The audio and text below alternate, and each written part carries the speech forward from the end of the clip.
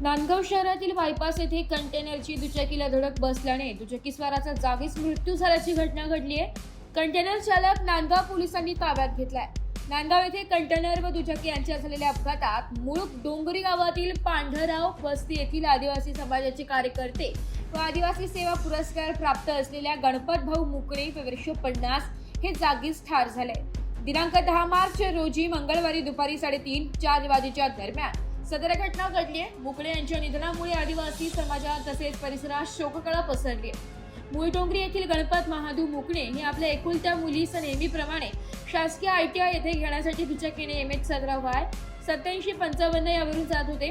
Gangadhari bypass मार्गे नांदगाव शहराकडे येत असताना अचानक झालेल्या अपघातात त्यांची दुचाकी कंटेनर RJ 32 GD 1386 खाली सापडली।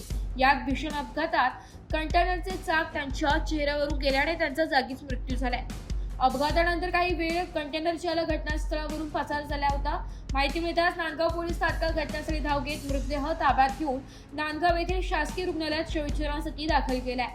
सुरुवातीला मृतदेहाची ओळख पटली नसल्याने शवविच्छेदनात अडथळा निर्माण झाला होता, मात्र सायंकाळी नातेवाईकांनी रुग्णालयात मृतदेहाची ओळख पटवली आहे। दरम्यान पोलिसांनी कंटेनर चालकास ताब्यात घेतलं असून पोलीस निरीक्षक दिगंबर भरदाने यांच्या मार्गदर्शनाखाली पुढील तपास सुरू आहे। एस मराठी न्यूज साठी जिल्हा प्रतिनिधी विजय बडोदे, नांदगाव।